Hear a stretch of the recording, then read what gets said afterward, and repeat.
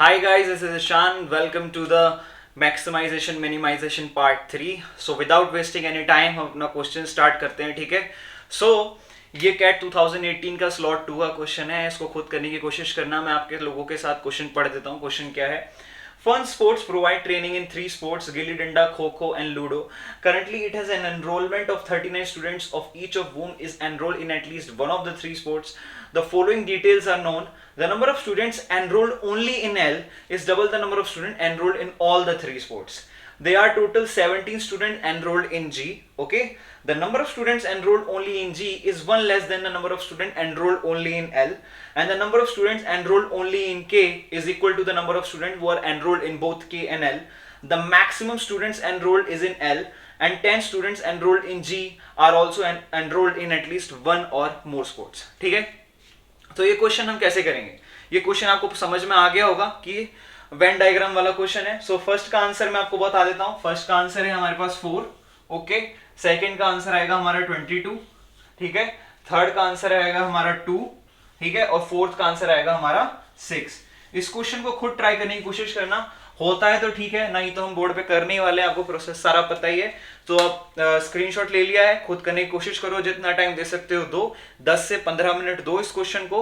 आधा घंटा भी चलेगा, आराम से दो. नहीं होता है तो हम बोर्ड पे फिर करने ही वाले हैं. So without wasting any time हम स्टार्ट करते हैं इस क्वेश्चन को सॉल्व करना. आई होप आपने वीडियो पॉज करके ट्राई करने की कोशिश करी होगी.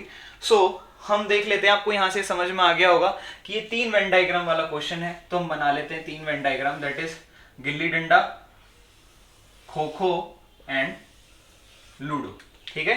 Gilli danda, kho kho and ludo. सो हमसे क्या दे रखा है? The number of student enrolled only in L is double the number of students enrolled in all the 3 sports. ठीक है. तो पहले हम शुरुआत की लाइन से पढ़ लें. क्या क्या लिखा है यहाँ पे? Currently, it has an enrollment of 39 students, each of whom enrolled in at least one of the 3 sports. So total इस Venn diagram की वैल्यू 39 है. ठीक है. ये बात हमें याद रखनी है. अब क्या लिखा है? The number of students enrolled only in L is double the number of students enrolled in all the 3 sports. So अगर ये वाले X हैं तो ये enrolled in all the 3 sports. So ये इसको मान लेते हैं गिल्ली डंडा, खो खो एंड लूडो. सो अगर क्या लिखा है इसमें? The number of students enrolled only in L. Only in L is double the number of students enrolled in all the 3 sports. अगर ऑल द 3 वाले x हैं तो ओनली एल वाले क्या है? उसके डबल है. इट इज ये 2x हो जाएंगे. ठीक है. They are total 17 students enrolled in G. So G की टोटल वैल्यू पूरी वेन डायग्राम कितनी है? 17. Okay. The number of student enrolled in G is 1 less than the number of student enrolled only in L. इससे एक come only जी वाले की value है. ये हमें क्वेश्चन में दे रखा है. तो ये कितने हो जाएंगे? 2x minus 1. ठीक है. The number of student enrolled only in k is equal to the number of students who are enrolled in both k and l. Both k and l वाले कौन से है? ये वाला पार्ट है बोथ k एंड l. उसके equal only k वालों की वैल्यू है. अगर ये x है तो इसको हम y सजेस्ट कर लेते हैं. तो उस पूरी की वैल्यू कितनी हो जाएगी? x plus y. यही हमसे क्वेश्चन में बोला गया है. अब क्या लिखा है? The maximum student enrolment is in l. सो ये याद रखना है हमें क्वेश्चन को कि l मैक्सिमम है. ठीक है. L क्या है? मैक्सिमम है. 10 students enrolled in G are also enrolled in at least one or more sports. ठीक है. Only G वाले वेन डायग्राम के अंदर 10 लोग ऐसे हैं जो एक से ज्यादा स्पोर्ट्स में इन्वॉल्व हैं. तो ये ओनली 1 स्पोर्ट वाले हो गए. और ये वाला पार्ट क्या है जिसमें एक से ज्यादा स्पोर्ट्स इन्वॉल्व है? वो 2 2 3. ठीक है. तो इसमें ओनली 2 स्पोर्ट्स आएंगे, इसमें ओनली 2, इसमें ओनली 3. लेकिन इस पूरे पार्ट की वैल्यू 10 दे रखी है. ये हमसे बोल रखा है एटलीस्ट 1 मोर स्पोर्ट्स में. तो 3 वाले भी काउंट होंगे ना. तो इसका पूरी की वैल्यू क्या है? 10. मैं जरा इसको हाईलाइट कर देता हूं. इस वाले पार्ट की बात हो रही है. ओके. सो क्या यहां से x की वैल्यू हम निकाल सकते हैं? इस पूरे पार्ट की वैल्यू 10 है. तो 2x माइनस 1 कितना हो जाएगा? 17 minus 10 that is 7. So 2x minus 1 that is 17 minus 10 that is 7. So x की वैल्यू यहां से हमारे पास 2x की वैल्यू आ जाएगी कितनी? 8. तो x की वैल्यू कितनी आ जाएगी? 4. ठीक है. तो x की वैल्यू हमें 4 पता पड़ गई. ठीक है. तो ये कितना हो जाएगा? ये वाला पार्ट, रिमेनिंग पार्ट 7. ये कितना हो जाएगा? 8. ठीक है. बीच वाला पार्ट कितना आ जाएगा? 4. ठीक है. ओके. अब हमें किसी तरह y की वैल्यू पता पड़ जाए. y की वैल्यू क्या हम निकाल सकते हैं? ऑफ कोर्स निकाल सकते हैं. इस पूरे पार्ट की वैल्यू कितनी है 17, और ये वाला रिमेनिंग ओनली ये वाला पार्ट कितना है 8। तो क्या x प्लस वाई की वैल्यू 14 नहीं हो जाएगी? कैसे हो जाएगी बता देता हूं। 17 ये वाला पार्ट हो गया, 8 ये वाला पार्ट हो गया, तो 17 प्लस 8 कितना हो जाएगा 25। 17 प्लस 8 25, ठीक है। सो 39 में से 25 माइनस करोगे तो x प्लस 2y कितना आ जाएगा हमारे पास, that is 39 minus 25 that is 14। तो x की वैल्यू कितनी है 4, 2y दैट इज 39 माइनस 14, तो 2y बराबर 10, तो y की वैल्यू आ जाएगी हमारे पास 5। सो हमारे पास y भी आ गया, हमारे पास y आया नहीं आया, आ गया y, ठीक है। तो ये कितना हो जाएगा, ये 5 हो जाएगा। x की वैल्यू कितनी थी 4 plus 5 that is 9, only k वाली की वैल्यू 9 आ गई। अब हमारे पास जो पार्ट अननोन है वो वाले पार्ट कौन से हैं? ये वाले पार्ट हमारे पास क्या है अननोन है, ये वाले पार्ट हमारे पास क्या है अननोन है। इसको हम m सजेस्ट कर लेते हैं, इसको n सजेस्ट कर लेते हैं। सो अगर इस पूरे पार्ट की वैल्यू 10 है और x 4 है तो m प्लस n कितना आ जाएगा, m प्लस n 6 आ जाएगा, ठीक है। m प्लस n कितना आ जाएगा 6 आ जाएगा, ओके। सो फर्स्ट क्वेश्चन हमसे क्या पूछा है, what is the minimum number of students enrolled in both G and L but not in K। The number of student enrolled in both G and L, both G and L वाले part कौन सा ही है but उसमें K include नहीं करना। सो हमें M की minimum value पूछी है। अब हमें M की मिनिमम वैल्यू कुछ इस तरीके से पूछी है कि हमें L को क्या रखना है मैक्सिमम। देखिए लॉजिकल रीजनिंग में क्वेश्चन की कंडीशन को सेटिस्फाई करना बहुत इंपॉर्टेंट होता है। तो L की वैल्यू क्या रखनी है, हमको मैक्सिमम रखनी है, उस तरीके से हमें M की वैल्यू मिनिमम बतानी है। सो m प्लस n 6 हो सकता है, तो m प्लस n की पॉसिबल वैल्यूज क्या हो सकती हैं, ठीक है। m प्लस n अगर 6 है तो m प्लस n की पॉसिबल वैल्यूज क्या हो सकती हैं। सो m प्लस n की वैल्यू पॉसिबल वैल्यूज क्या हो सकती हैं, हम लिख लेते हैं 0 प्लस 6, ठीक है, 1 plus 5, 2 plus 4, 3 plus 3, 4 plus 2, 5 plus 1, 6 plus 0, ठीक है। ये m प्लस n की पॉसिबल वैल्यूज हो सकती हैं, ये m प्लस n की पॉसिबल वैल्यूज हो सकती हैं। अब हमसे क्वेश्चन में पूछा है what is the minimum number of students enrolled in both G and L but not in K।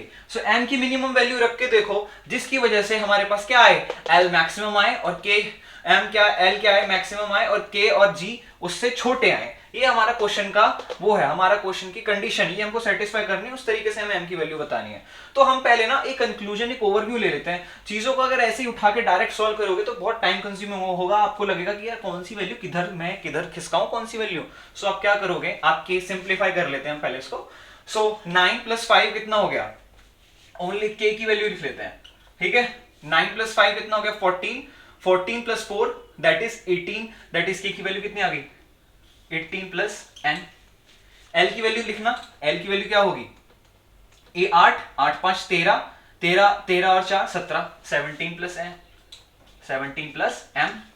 अब यहां से हमें ये तो पता पड़ रहा है कि k हमें m की वैल्यू के n से तो ज्यादा ही रखनी है, ठीक है। m की वैल्यू क्या रखनी है, n से ज्यादा रखनी है। तो m की वैल्यू n से ज्यादा कहां पे है, यहां पे इन तीनों पार्ट में m प्लस m की वैल्यू n से ज्यादा है, ठीक है। यहाँ पे देखो m की वैल्यू n से छोटी है, n 4 है, यहाँ पे n 5 है, m 1 है। तो इन वाले पार्ट में लास्ट के 3 पार्ट्स में हमें दिख रहा है कि m की वैल्यू क्या है, n से ज्यादा है। तो m की मिनिमम वाली वैल्यू जो n से ज्यादा है वो कौन सी है, 4 वाली, ये वाली कंडीशन है। तो यहां से हम m की वैल्यू क्या रख लेंगे 4, ठीक है, और n की वैल्यू क्या रख लेंगे 2। तो अब देखो k की वैल्यू कितनी आ गई 18 2 20 और L की वैल्यू कितनी आ गई 21। क्या L अब मैक्सिमम है, यस L मैक्सिमम है। L देखो 8 8 5 13, ठीक है, 8 5 13, 13 और 4 17 और 17 और 4 21, ठीक है।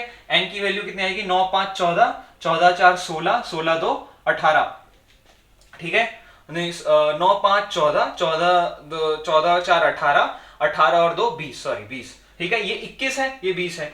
हम इसको भी चेक कर लेते हैं, क्या G तो मैक्सिमम नहीं आ रहा है L से, ठीक है। ये भी इंपॉर्टेंट है क्योंकि हमको सारी चीजें देखनी कि L मैक्सिमम होना चाहिए। तो 7, ठीक है, 7 हमने n की वैल्यू कितनी रखी 2 7 8 9, 9 9 4 13, 13 और 13 और 4 17। तो L अभी भी G छोटा है, सो L मैक्सिमम आ रहा है, तो हमने M की वैल्यू मिनिमम बता दी, जिसकी वजह से L क्या है, मैक्सिमम है। और यही हमसे क्वेश्चन पूछा गया है, the minimum number of students enrolled in both G and L but not in K वालों को हटा के, तो M की मिनिमम वैल्यू कितनी आ गई, यहां से हमारे पास M की मिनिमम वैल्यू आ गई, दैट इज 4।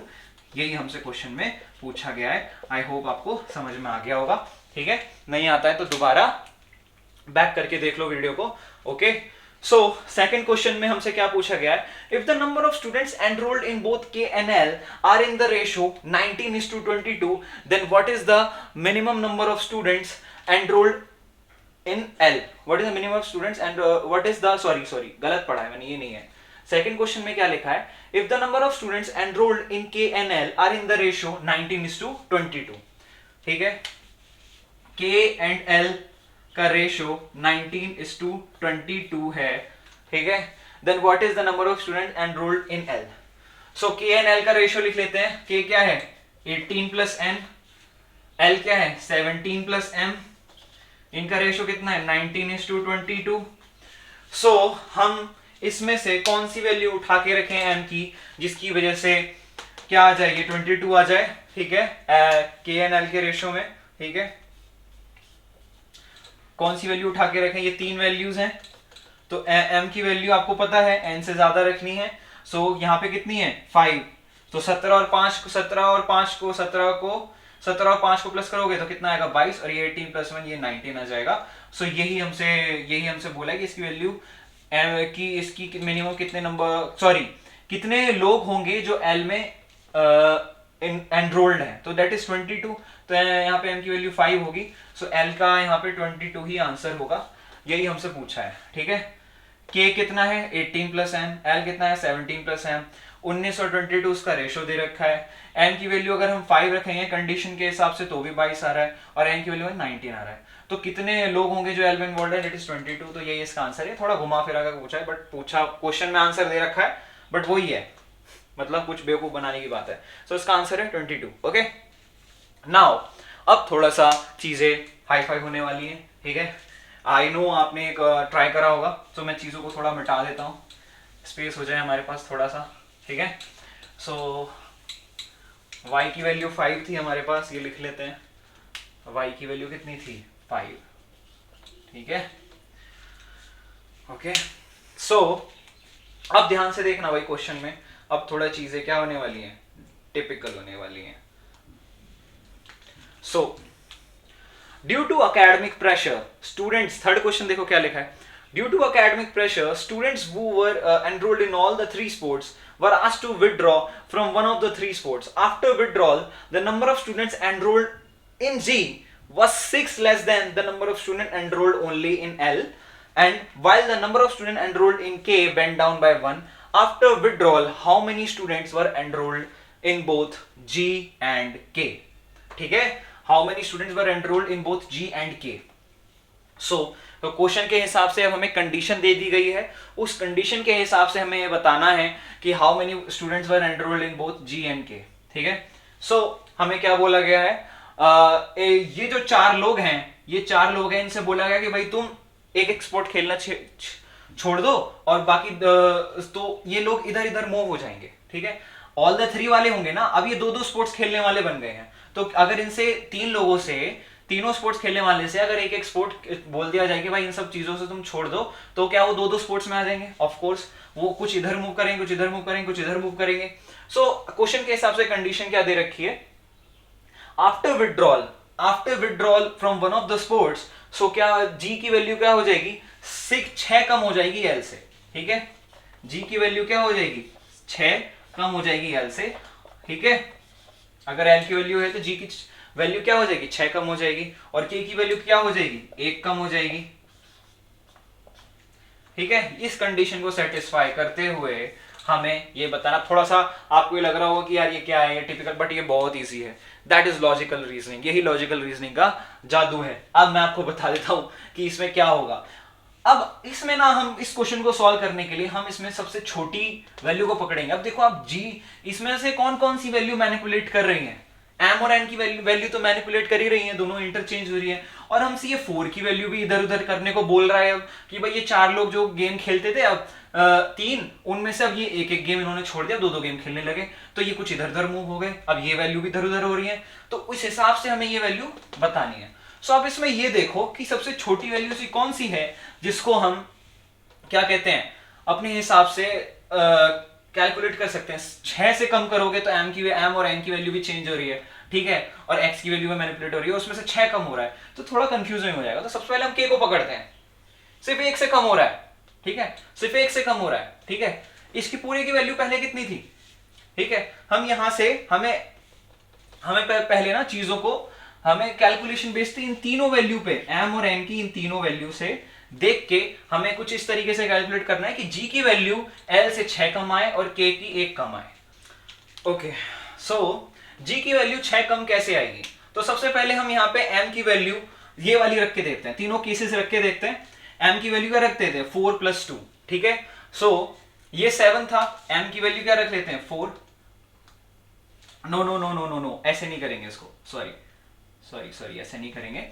आपको मैंने क्या बताया कि की वैल्यू 1 से कम होनी चाहिए, के की वैल्यू 1 से कम होनी चाहिए, ठीक है, के की वैल्यू 1 से कम होनी चाहिए। तो हाँ, मैं ठीक बता रहा था। एम प्लस एन की वैल्यू हम सबसे पहला केस लेके देखते हैं, 4 + 2। एम की वैल्यू क्या रख देते हैं? 4, ठीक है, 4, ओके। अब और एन की वैल्यू क्या हो गई है? 2। एन की वैल्यू हम रख लेते हैं 2। अब हमसे बोला गया है कि के की वैल्यू 1 से कम हुई है, के की वैल्यू क्या हुई है? 1 से कम हुई है। सो के की वैल्यू 1 से कम हुई है, तो ये वाला पार्ट इसमें से m प्लस इसमें से या तो इधर जाएंगे या इधर जाएंगे या इधर जाएंगे। तो ऑब्वियसली अगर k की वैल्यू 1 से कम हुई है तो एक बंदा इसमें से इधर आया है, तभी तो k की वैल्यू 1 से कम हुई है। अगर इस पूरी की वैल्यू कुछ है, मान लो इस पूरी की वैल्यू 100 है और इसमें से एक बंदा इधर, एक इसकी वैल्यू 1 से कम हो गई है, तो ऑब्वियसली एक बंदा बाहर आया है, इधर आया, एम की तरफ आया है, तो ऐसे ये क्वेश्चन होगा। तो इस पूरी की वैल्यू अगर 1 से कम हुई है तो मान लीजिए एक बंदा, तो m में क्या हो जाएगा? +1 हो जाएगा, m में +1 हो जाएगा। अब हमारे पास x की वैल्यू 4 थी, तो बाकी अब 3 बचे, ठीक है, 3 बचे, या तो +1 इधर जाएगा या +2 इधर आएगा। सो हमें l की वैल्यू क्या रखनी है? मैक्सिमम रखनी है। l की वैल्यू मैक्सिमम रखने के लिए हम y को क्या रखेंगे? यहाँ पे 2 लोग यहाँ पे मूव हो जाएंगे। l की वैल्यू मैक्सिमम रखनी है। दोबारा से सुनिए मैं क्या बोल रहा हूं। x की वैल्यू 4 थी, इन लोगों ने एक एक गेम छोड़ के इधर उधर मूव हो गए, ये पूरी वैल्यू 1 से कम हो गई, तो एक बंदा इधर आ गया, बाकी बचे 3। अब 3 जो बचे उसमें हमें ये बात ध्यान रखनी कि L मैक्सिमम होना चाहिए क्वेश्चन के अकॉर्डिंग। तो 2 लोग इधर हमने ले लिए और +1 हमने उधर ले लिया, ठीक है, एक बंदा इधर मूव हो गया। अब क्या देखो कैलकुलेट करके कि क्या हमारे पास वैल्यू सेटिस्फाई हो रही है, क्या जी L से 6 कम आ रहा है, जी L से 6 कम आ रहा है या नहीं आ रहा है। तो L देख लेते हैं हम कितना आ रहा है, यहां से L देख लेते हैं 8, 8 5 13 +2, 13 2 15, 15 और 15 और 1 16, 16 और 4 20, L आ रहा है 20। और G देख लेते हैं, G कितना आ रहा है 7, 7 2 8 9 +1 10, 10 10 और 1 +1 11, 11 15। G कितना आ रहा है? 15 आ रहा है। तो G 5 कम आ रहा है और G आना चाहिए 6 कम, ठीक है। तो इसका मतलब हमने वैल्यू क्या ली है, m और n की वैल्यू यहाँ पे थोड़ी सी गड़बड़ ली है। हमने x तो ढंग से मूव किया है, ये बात ध्यान रखना, हमने x की वैल्यू को तो ढंग से मूव किया है। भाई पूरे में से एक बंदा इधर आ रहा है, पूरे में से एक बंदा इधर आएगा तो इसकी वैल्यू 1 से कम होगी। बाकी हमें l को मैक्सिमम रखना है, तो हमने +2 को इधर मूव कर लिया, 3 बंदों में से 2 बंदों को इधर मूव कर लिया और एक बंदे को उधर मूव कर दिया, ठीक है। तो वो वैल्यू तो ठीक है। अब m + n की वैल्यू में गड़बड़ हो रही है, सो ये वाला केस तो नहीं आएगा, ये वाला केस। अब हम 5 + 1 की वैल्यू को लेते हैं, ठीक है। अब हम m की वैल्यू को क्या रखते हैं? 5 रखते हैं, m की वैल्यू को 5 रखते हैं और n को क्या रखते हैं? 1 रखते हैं। सो अब देखिए क्या अब g की वैल्यू 6 से कम आ रही है क्या l से? अब g की वैल्यू 6 से कम आ रही है या नहीं आ रही है? तो 7, 7 और 1 8, ठीक है, एक बंदा x का इधर मूव कर गया, n की वैल्यू 1 है, 9, 9 और 1 10, 10 और 9 और 1 10, 10 5 15, ठीक है। दोबारा से कैलकुलेट कर लेते हैं, 7, 7 और 1 8, 8 और 1 9, 9 और 1 10, 10 और 5 15, ठीक है। अब L की वैल्यू देख लेते हैं कितनी है। L की वैल्यू कितनी आएगी? 8, 8 5 13, 13 2 15, 15 और 1 16 और 16 और 5 21। क्या अब g की वैल्यू कम आ रही है? क्या अब g की वैल्यू कम आ रही है? L से 6 obviously, g is 15 so L is 21, 21 minus 6 that is 15। अब क्या k की वैल्यू 1 से कम हो रही है? देखते हैं k की वैल्यू कितनी है। 9 5 14, 14 2 16, 16 और 1 17, 17 और 1 18, ठीक है, 17 1 18 और प्लस 1 19, ठीक है। सो जी की वैल्यू आई मीन एक मिनट थोड़ा सा मिस्टेक हुआ, मेरे लिए भी कंफ्यूजिंग है थोड़ा सा, लेकिन मैंने बता देता हूँ आपको। तो हमने जी की वैल्यू को सेटिस्फाई कर दिया एल से। अब हमारे पास के बचा है, के की वैल्यू 1 से कम होनी चाहिए। सो हमने वैसे सही सॉल्व किया है। 9 प्लस 5 14, ठीक है, 9 प्लस 5 14 प्लस 2 लोग यहाँ पे आए, 14 प्लस 2 16, ठीक है। एन की वैल्यू 1 रखी है हमने 17 और 17 प्लस 1 दैट इज 18, ठीक है, ये वाली सही है।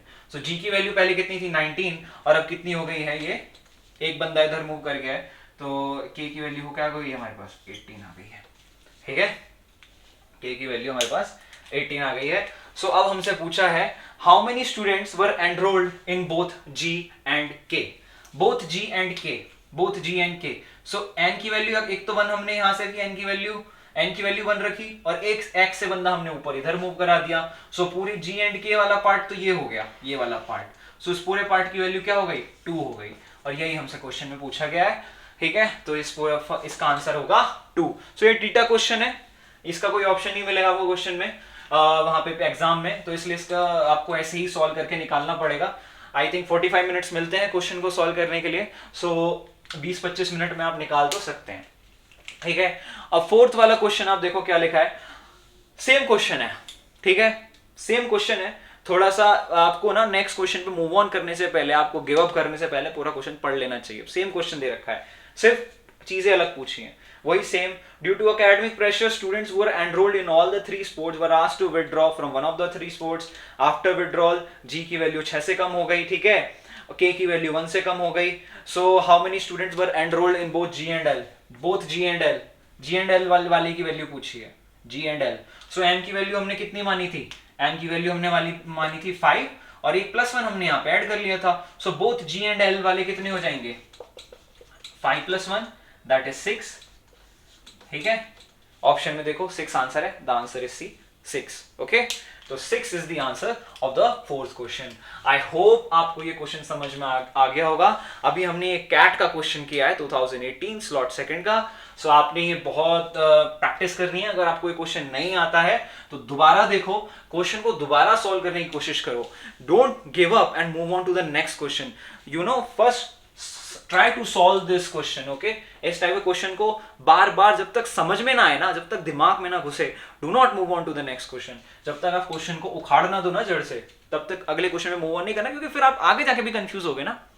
सो आई होप आपको ये क्वेश्चन समझ में आ गया होगा। अब हम अपना नेक्स्ट क्वेश्चन स्टार्ट करते हैं, ओके। अगला क्वेश्चन क्या होगा हमारा, so let's move on to the next question. ये क्वेश्चन आपके सामने है।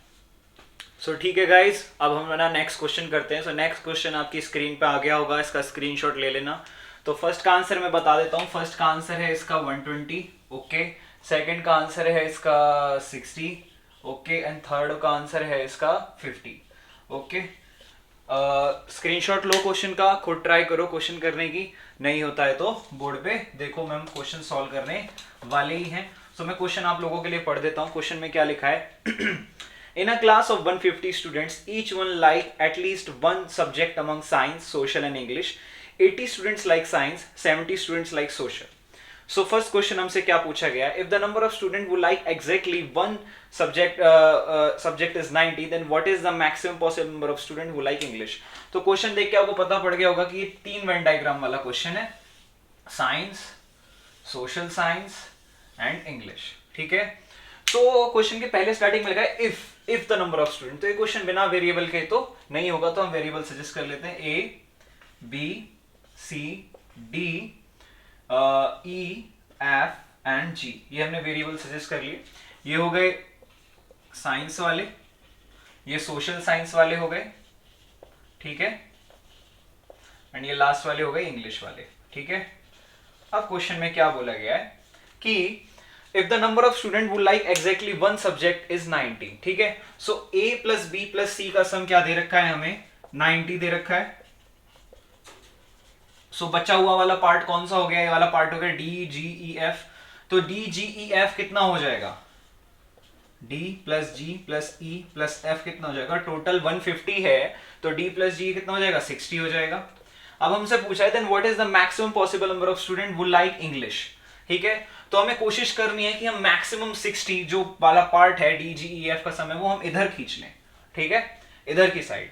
सो हम क्या करेंगे, इस पूरे की वैल्यू हमको 80 दे रखी है और इसकी पूरे की वैल्यू 70 दे रखी है, ठीक है। अब हमें कुछ इस तरीके से सॉल्व करना है कि इस पूरे की हम क्या कहते हैं D G plus E F की जो 60 वैल्यू हम इधर खींच लें। सो हम क्या करेंगे, सो हम यहाँ पे ये करेंगे, तो a प्लस बी प्लस सी का सम तो 90 दे रखा है। सो d प्लस जी प्लस ई एफ, ठीक है। सो ये पूरा कितना हो गया, ये पूरा हो गया। सो हम क्या करते हैं इस वाले क्वेश्चन में, हम कॉमन वालों को 0 मान लेते हैं, d को 0 मान लेते हैं, e को 0 मान लेते हैं और f को भी 0 मान लेते हैं, ठीक है। g को 60 मान लेते हैं, ठीक है, ये 60 हो गया। अब d को 60 मान, g को अगर 60 मान लेते हैं तो ये मिनिमम मैक्सिमम पार्ट हमने g को मान लिया। सो a कितना हो जाएगा, 80 माइनस 60 दैट इज 20, ठीक है। b कितना हो जाएगा, 70 माइनस 60 दैट इज 10, ठीक। ऊपर वाला पार्ट कितना आ रहा है टोटल, 20 प्लस 30 दैट इज, ये पूरा पार्ट 30 आ रहा है ना, a plus d plus b that is 30। तो नीचे वाले इंग्लिश वाले बचे, सो 150 था टोटल, इस पूरे वेन डायग्राम की वैल्यू 150 दे रखी है। सो मैक्सिमम इंग्लिश वाले कितने हो जाएंगे, 150 माइनस 30 दैट इज 120 हो जाएंगे मैक्सिमम। यही हमसे क्वेश्चन में पूछा गया कि इंग्लिश वाले मैक्सिमम बताओ, ठीक है। मैं थोड़ा पेन कलर चेंज कर लेता हूं पेन का। अब अगला क्वेश्चन हमसे क्या पूछा गया है, if the number of student who like English is 90। इस बार हमें इंग्लिश वालों की वैल्यू दे रखी है, ठीक है। मैं थोड़ा सा मिटाना पड़ेगा, इंग्लिश वालों की इस बार वैल्यू दे रखी है 90, ठीक है। Then what is the maximum possible number of student who like only science, ठीक है। हमें ए की वैल्यू मैक्सिमम बतानी है इस बार, ओके। हमें ए की वैल्यू मैक्सिमम बतानी है इस बार, हमें ए की वैल्यू मैक्सिमम बतानी है। तो हम क्या करेंगे, इस पूरे सर्कल की वैल्यू अगर 90 दे रखी है तो अपर वाला पार्ट कितना बचा, अपर वाला पार्ट कितना बचा, 150 माइनस 90। सो ये पूरा part a plus D plus B plus कितना बचा है यहाँ पे हमारे पास, अब की बार 60 बचा। और हमें मैक्सिमम साइंस वालों की वैल्यू बतानी है। तो हमें कुछ इस तरीके से क्वेश्चन सॉल्व करना है, क्वेश्चन की कंडीशन सेटिस्फाई हो जाएगी, साइंस वाली भी 80 रह जाए और सोशल साइंस वाली भी 70 रह जाए, ठीक है। उस तरीके से हमें ए की वैल्यू मैक्सिमम रखनी है। तो क्या अगर ए की वैल्यू ऊपर बचा वाला पार्ट ऊपर वाला 60 है तो हमें ए की वैल्यू मैक्सिमम 60 इधर खींच लेनी है, ठीक है। हम बी को भी 0 कर देते हैं, डी को भी 0 कर देते हैं, ठीक है। लेकिन ये पूरा 70 होना चाहिए, तो क्या हम एफ को यहाँ 70 रख सकते हैं, इस बार बिल्कुल रख सकते हैं, ठीक है। ये पूरा पार्ट 80 है, ठीक है, 60 हमें मैक्सिमम चाहिए, तो हम क्या ई को 20 रख सकते हैं। तो इंग्लिश वाले भी 90 आ गए और ये बी भी 70 आ गए और ये पूरी सर्कल की वैल्यू भी 80 आ रही है। तो ए वाले मैक्सिमम कितने होंगे, यहाँ पे 60 होंगे, यही हमारा आंसर है, ओके। नेक्स्ट क्वेश्चन देखते हैं क्या है, जो लास्ट है। If the number of student who like English is 100। इस बार इंग्लिश वालों की वैल्यू कितनी है, 100 है, ठीक है। इस बार इंग्लिश वालों की वैल्यू कितनी है, 100 है। Then what is the maximum possible number of student who like only social science, ठीक है। अब की बार हमें सोशल साइंस वाले मैक्सिमम करने हैं, ठीक है। अब की बार हमें सोशल साइंस वाले मैक्सिमम करने हैं। तो बच्चे वाले ऊपर वाले पार्ट की वैल्यू इस बार कितनी हो जाएगी, अगर ये 100 है तो 50 हो जाएगी, ठीक है। तो हमें कोशिश क्या करनी है कि हम मैक्सिमम 50 इधर खींच लें सोशल साइंस वालों में, कंडीशन नहीं बिगड़नी चाहिए क्वेश्चन की, ठीक है। तो हमको इस पूरे सर्कल की वैल्यू 80 होना चाहिए, तो हम इसको भी 0 मान लेते हैं। क्या हम ई को 80 मान सकते हैं, तो क्या आप इस पूरे साइंस वालों की वैल्यू 80 आ रही है, ठीक है। इस पूरे सर्कल की वैल्यू कितनी है, 70, तो हम इसको 20 मान लेते हैं, ठीक है। बी को 50 मान लेते हैं, तो बी वाले मैक्सिमम हमने खींच लिए इधर। So total B social science वालों की मैक्सिमम वैल्यू कितनी आ जाएगी, 50। यही हमसे क्वेश्चन पूछा गया है, दैट इज 50। सो ये थर्ड का आंसर है। सो आई होप ये क्वेश्चन बहुत इजी था, आपको समझ में आ गया होगा, ठीक है। अब अपनी तरफ से भी क्वेश्चन ट्राई करने की कोशिश करो, नहीं होता है तो पूरी वेन डायग्राम की सीरीज जो मैंने बनाई हुई है उन क्वेश्चंस को सबको दोबारा देखो, क्वेश्चन सॉल्व करो अपनी, और अपनी क्या कहते हैं क्या रिदम बढ़ाओ, ठीक है। क्वेश्चन सॉल्व होने चाहिए। सो जो मैं आपको आज कैट 2018 का क्वेश्चन कराया, ये क्वेश्चन कराया। सो आज के मैक्सिमाइजेशन मिनिमाइजेशन के लेक्चर में इतना ही। मिलते हैं हम अपने नेक्स्ट लेक्चर में। सो आई होप आपको चीज़ें समझ में आ रही होंगी। अगर आपको ये कंटेंट इन्फॉर्मेटिव लग रहा है एंड आपकी हेल्प हो रही है तो please subscribe to the channel and share it with दोस्त जिनको जो लॉजिकल रीजनिंग पढ़ना चाहते हैं। So bye guys.